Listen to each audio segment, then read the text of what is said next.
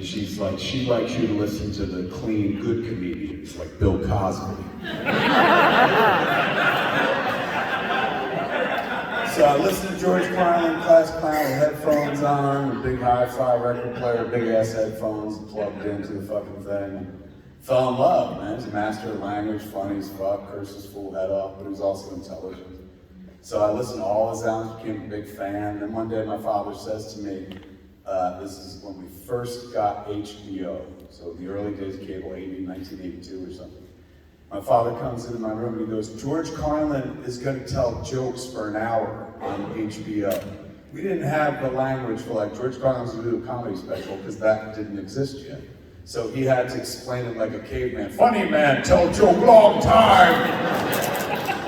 So I was like, ooh, can we watch it? He's like, yeah, we're gonna watch it. My mom was like, I don't know if you should watch this. If he should watch this, like Don, the boy is very young and stuff. And my father was just like, oh, Grace, don't worry. George Carlin is Catholic like us. So we gathered to watch Carlin and Carnegie in my living room. My father is sitting on the couch, and I'm laying on the floor on my stomach eating a TV dinner. I was probably done by the time it started. And my mom was in one of those chairs where you pull the thing and the legs go up and shit like that. So if you've never seen Carlin Carnegie, when he first comes out on the stage at Carnegie Hall, the first joke that George makes is like, have you ever noticed that people are against abortion are people you wouldn't want to fuck in the first place? The audience reacts thusly, they just did. As did my father, who was like, ah. But my mother was like, I don't like this at all. And my dad was like, oh, Grace, lighten up. And my mom was like, Don, the boy's gonna ask all sorts of questions. And my dad's like, no, he won't. And I turned to my father, I was like, Dad, what is abortion? And my mom goes, see? And she gets up and she storms out and shit, and she goes in the kitchen. And I look at my father, I was like, should we turn it off? And my father goes, no, let's keep watching. And we kept watching George Carlin. I got to see a different version of my father than I'd ever seen before in my life. He was so engaged with this man. He was talking at the screen. I never saw my father talk at the TV screen. He was like, you tell him, George, yeah, he's absolutely right. Shit like that. It was joyous. I saw a different version of my father. And I saw my father laughing hysterically, long and hard, crying. He was laughing so fucking hard. You know, and I'm a young, impressionable mind, and some of the things I understand, and some of the other things I don't. They made me look up those things later on, made me a smarter individual because of it and stuff. So I loved it. I loved him his stand-up on record. There I am hearing his best bits, watching him do it live. All the faces I never saw listening to the record, I got to see him do. And sooner or later, my mom came back into the room when George was talking about Tippy, the farting dog. My mom came, she's like, this I like, this is funny. Dogs that fart are funny, you know. Sat down and joined us again, and I remember thinking, like, this is crazy, because like, you couldn't curse in my house. It's a very Catholic household. My mother never said hell. She would say, oh, H-E double hockey sticks and shit like that. And here was this guy cursing his fucking head off in my house. And my parents were totally copacetic with it. And I was like, this guy works on smart people like my dad and people who like farting dogs like my mom. Like, he's hitting everybody. I said, I want to be like this guy when I grow up. I want to be funny and curse a lot. Like, this is fucking good. And so I grew up loving George Carlin. One day I saw him at Fairleigh Dickinson in New Jersey. My brother was going to college and he's like, hey, I got tickets for George Carlin. It was like a theater like this, but on campus. And I was sitting like there, like from there to here. I could have thrown a tissue at George Carlin and broke his eye. You know, I was that fucking close. So I fucking loved it. He ate to show up and shit. Years later, I make movies and suddenly I get a job, and then years later, we're gonna make this picture called Dogma. And I wanna cast Cardinal Blick, and I'm like, we should get fucking George Carlin. So we reach out to his manager, this guy named Jerry, and we're like, hey man, my name's Kevin Smith, I made Clerks. I've never heard of it. I was like, Chasing Amy? Never heard of it. I was like, we executive produced Good Will Hunting. He was like, oh, Ben and Matt, I heard of that movie. So I was like, right on. I said, well, the next movie that Ben and Matt are making is this movie called Dogma, and we want to put George Carlin in it. He goes, what? What do you want George to play? And I was like, he'd be playing a Catholic cardinal. And he goes, oh, George will love that. He's going, well, do we want to send me the script? And I said, well, I could. I said, or I'm going to be on the Conan O'Brien show when he was doing late night with Conan O'Brien. I said, I'm going to be on Conan O'Brien the same night as George. I could bring the script there. And he goes, that's a great idea, do that. I was like, all right, thanks. So Between that phone call and the time that I was with Conan O'Brien, George's wife passed away. And, you know, obviously he was heartbroken. It wasn't just his wife, it was his business partner. They built George Carlin together and stuff. She was the producer on all his HBO specials. And his dear friend. So, not to mention his wife. So he was obviously crestfallen. And he didn't do what he was going to do on Conan that night. Instead, he did an older, prepared desk piece that was a little safer, that he could just sit down and concentrate on and not try anything new. So you could tell that he was off his game, and you know, rightfully so. His world had just come to an end. So I told Jerry, I was like, hey man, here's the dog script. I'm not gonna bother him and stuff. You can give it to him like at your leisure down the road and stuff. Tell him like, you know, I'm so sorry about his wife, and I thought he was really funny tonight. So 2 days later, get a phone call from Jerry, and he goes, hey man, you're gonna be in Los Angeles on Thursday? I said, yeah. He's going, great. George wants to meet with you and talk to you about Dogma. I was like, really? He said, yeah, can you meet him at the Four Seasons at noon in the dining room? I said, absolutely. So I'm late for fucking everything in my life, everything. It was the one time I was early, it was an hour early. I was at the restaurant before anybody came in. It was me and the wait staff. And I picked a table where I could see every fucking door you could possibly come in from, and sat there and fucking waited and shit. At noon on the fucking dot, George Carlin comes into the restaurant. It's an empty restaurant, mind you, and I'm the only person sitting in it, and that is clear from every fucking angle you walk into the room, particularly the angle George came in. And this is how George entered the room. He goes.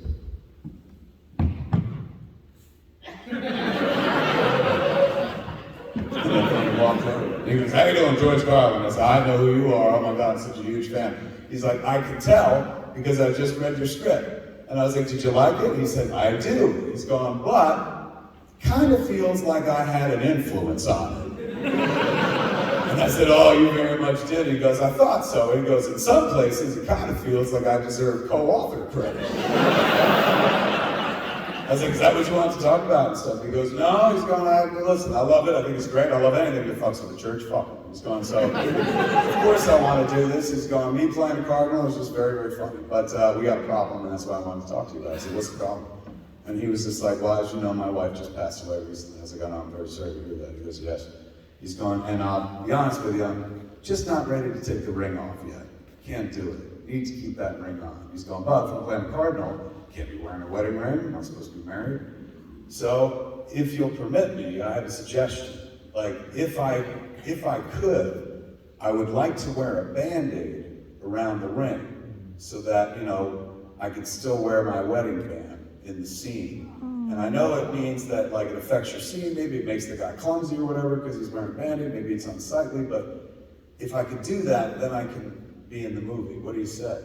And I was like, I wish you were my fucking dad. That's so beautiful. I was like, oh my God, you can wear Band-Aids all over your whole fucking body, man. Yeah, absolutely. He said, come be in the show. And he came and joined us, and he was everything you hoped. He was not the dude that, like, is always on, you know, always making you laugh. For example, on Cop Out, every day I went home with an aching fucking face and a rictus frozen grin because Tracy Morgan won't stop. From the moment he gets to set to the moment it's like, all right, everybody, good night, he's just constantly trying to make you fucking laugh. So you're just sitting there and like, you're like, good morning, Trace. He just walks up to you and he's just like, yo, Kev, last night, you know what I watched? Frankenstein. I was like, okay. He goes, you know who's the real hero of that shit? Fritz, man. Fritz got no fucking respect. And I'm sitting there going, who the fuck is Fritz? I'm really thinking about it. And he goes into a 20-minute fucking breakdown of Frankenstein and how Fritz got really fucked over and shit like that. And I was dying, it was hysterical. Then we went to shoot the scene with him and Bruce, and they're sitting in a diner talking. And fucking in the middle of the scene, all of a sudden Tracy's going, hey, you know what I watched last night, Jimmy? Frankenstein. And he did the whole fucking bit, and I watched Bruce Willis's face drop, where he's like, what the fuck, where's this coming from? So being around Tracy, your face hurts, because he's constantly on, trying to make you laugh. George was not that way. George, you know, was just, he didn't feel the need to make you laugh at all. He'd have a lot of conversations with him. He'd chit-chat, he was friendly as fuck, but he wasn't always putting on a show. he could be funny in conversation, but funny the way people are in conversation. Not like, oh shit, he's doing his bit, here comes advertising lullaby. So it was just a normal guy, smart as fuck, he can hold any conversation, interesting and shit. But really committed to performance. Like, you know, a lot of people on set goof around, fucking chit chat and gossip and whatnot. George was like, he's a method actor. He was there to fucking perform. He had questions. He was like really hardcore, devoted to the art form. And in Jersey Girl, we were doing a rehearsal. It was me and Ben Affleck and George Carlin and Jennifer Lopez didn't join us like an hour into it. But right now it was just Ben and George playing his dad. We were doing those scenes together. So before we start reading the script, rehearsing, you know, George is opening the script, folding it open, Ben's pouring coffee, and he's like, Kevin, I have a question for you as the author of this piece. I was like, okay.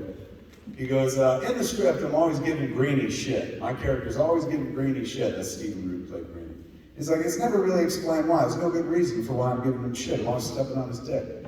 He's going, so I was bumping into that. So what I did last night was I wrote a backstory for myself about why I'm always giving Greenie shit. It has something to do with my wife and whatnot. It's 6 pages long. He's gone, I just want you to know, I've written it, I've committed it to my memory, I've thrown it out, I won't reference it, but just know that whenever I'm doing the dialogue in the scene, that is what I'm pulling from, this old arbitration that I had with Greenie. And I turned to fucking Ben Affleck, I'm like, why can't you be this fucking good, man? So he was like so fucking into performance, and then that was the weird thing, like I was able to do for him. Like, this is a guy who gave me so much. Like, I stand on stage because, like I said in the movie, because he stood on stage, and I tried to be funny because, like, he made it seem so fucking fun. And you know, I could not pay back my master for all my master had given me, but I could give him the one thing that he wanted in this life. He wanted to act. That was his dream. Like, he wanted to be Danny Kaye, a song and dance band in movies and stuff. And he backed into being one of the greatest comedians that ever fucking lived. But he loved to fucking act. So every time, like, I could put him in something, he was just so fucking happy to come out. We did Jane Silent Bob Strike Back, and it's the movie in which he fucking sucks off a trucker. You know, that beautiful mouth that said some of the most brilliant things in comedy, just, oh. And we were on set, and he comes up to me, and he's like, Kevin, I have a question for you as the author of this piece. That was his catchphrase. I said, recognize, and he's going, okay, in the scene, you know, I'm talking about the rules of the road, and rules of the road and shit. He's going, now, do I believe in this shit, or am I just fucking with these two assholes? And I was like, well, fucking George, that's more thought than I ever put into the script. I said, when I was writing it, I was pretty sure that I felt like he was being sincere. He goes, that's what I thought. I'm gonna play that intent. That's exactly what I thought. And I was like, you know, George, you really don't have to give it this much. I mean, you're just blowing the trucker, for heaven's sake. And he goes, yeah, you don't understand performance then, Kevin. I've got to communicate the honesty of that scene, the raw emotional honesty, or else the audience is never going to understand. He's going, so it's very important that you know the truth in my eyes before I do this. He went off and fucking shot the scene. He was so beautiful like that. So I love to put him in things. He was the last thing he was supposed to be in with us was Zach and Mary Make a Porno. He's supposed to play the role that Tom Savini played, the guy that sells in the building that gets knocked down that they shoot the porno in and stuff. That's supposed to be George. And then Jerry called me up like, you know, one day, we were about a week into production. We were trying to make George's dates work because George spent like, you know, 250 days of the year. He was always on stage somewhere.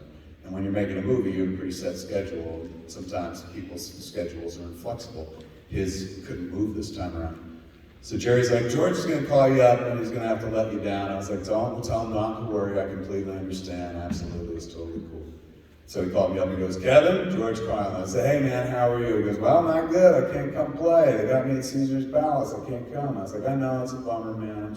I understand. He goes, yeah, it's a bummer. He goes, but if I know you, you'll be making another piece of shit any minute now, so I'll be waiting for the next call. And then we never got to do it because he passed away after that. But man, oh man, he was everything that you hoped for. And he gave me so much of this aspect. Me standing here and talking to you.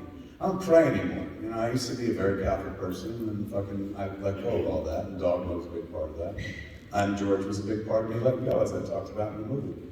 But, you know, before I come on stage, there's 2 times where I do still pray. And it's so weird because I don't really believe, but like, I was raised a Catholic, so it's instinctual. There's incredible branding in that religion. They get you when you're young. And it's really tough to shake it out, man. Even though you're like, I'm smarter than this. It's like, well, but just in case. So 2 times I still pray in this life. One is whenever I'm flying, whenever the plane takes off. I say a little prayer, like, oh, please don't let me die. And if my wife's with me, I always fucking reach over and hold her hand and, include her in the prayer. Lord, please don't let her die, and stuff. And my wife always makes the sound of disgust and goes, ugh. If you're gonna make wishes to Santa, leave me out of it. So I'm always like, Lord, send her to hell. So I pray when the plane takes off, and the other time that I pray is right before I come out on stage. And I always say, Lord, please let me be honest. As long as I'm honest, everything will be all right. And please don't let me embarrass George. And so I still think of him all the time. Last interaction I had with him, I think, it was that Zach and Mary one, but I have the phone message, which was awesome. He one time called the house, and he left a rambling message. Not rambling, it was rather to the point, but it sounded like a George Carlin routine. And it was on back when I had like a boop kind of machine, it wasn't even voicemail. So the message was like, ooh, Kevin, George Carlin. Hey man, I just want you to know I'm going into rehab. Nothing that serious. I've just been hitting the wine a little bit hard, and I want to get ahead of it before it gets ahead of me. And I just wanted to tell you, in case the press comes sniffing around, and if they do, it's okay to tell them that I'm in rehab. They're vultures, but they might need to know that. He's going, I'm not embarrassed about this. I'd be embarrassed if I wasn't going to rehab. The fact that I'm taking control shows great strength and moral courage. All right, fuck the church. Bye. Ladies and gentlemen, you had a good time this evening. I can't thank you enough for coming out to see the story of my life, man. I love coming to music box. As the